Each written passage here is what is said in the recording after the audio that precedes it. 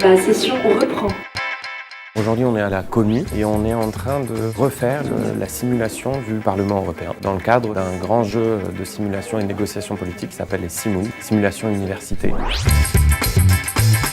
L'objectif pour nous, donc l'association des ateliers Ludosophie qui a initié ce projet, c'est vraiment de participer à la formation citoyenne de la jeunesse et d'aider en fait les jeunes, les étudiants à comprendre comment fonctionne le processus de décision collective. Le groupe des conservateurs et des réformistes européens propose que l'article 2 soit modifié. Il y a un texte qui a été proposé par les participants de la simulation. Ce texte ensuite est discuté, modifié, travaillé par tous les partis politiques qui vont essayer d'ajouter des petits amendements en fonction de leur couleur politique, mais aussi de négocier avec les autres partis politiques pour que ces amendements puissent passer.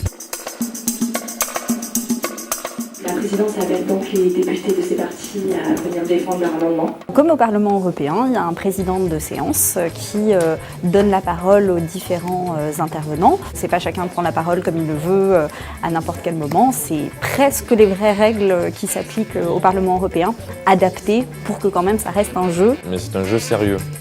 Il n'est pas question de singer ou caricaturer une session parlementaire, mais de de la simuler. Donc on a guidé les joueurs dans la préparation de leur rôle pour essayer de comprendre quel parti, quels intérêts ils représentaient dans ce jeu. Mesdames les présidentes, j'apprends des manières de parler, également les règles dans une commission. que les députés pour cet amendement lèvent leur pancarte. Chaque parti doit avoir un temps de parole, il faut savoir se respecter pour se donner la parole et on ne doit pas hésiter surtout à remettre les règles quand il le faut.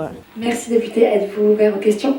Oui, je rends la parole à mon collègue qui va défendre cet amendement.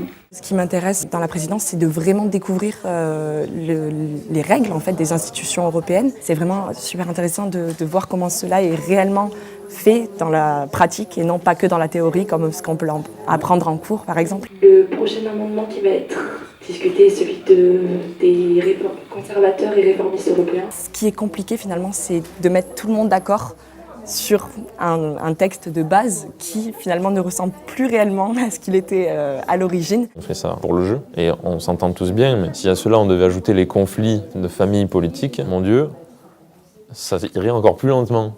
On peut voir que c'est quand même régi par affinité.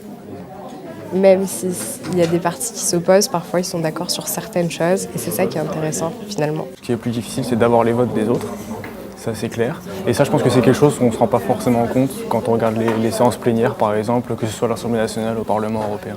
On n'a pas forcément conscience de ça. Nous souhaitons que ce soit bien clarifié dans le règlement. Ça donne envie d'être peut-être plus investi pour les prochaines élections, parce que pour l'instant c'était vraiment très obscur. La flexibilisation ne laisse pas le champ à des critiques suscitant la peur, comme pour celle de Monsieur Aufond. Je déplore le fait que vous n'ayez pas souhaité répondre aux questions.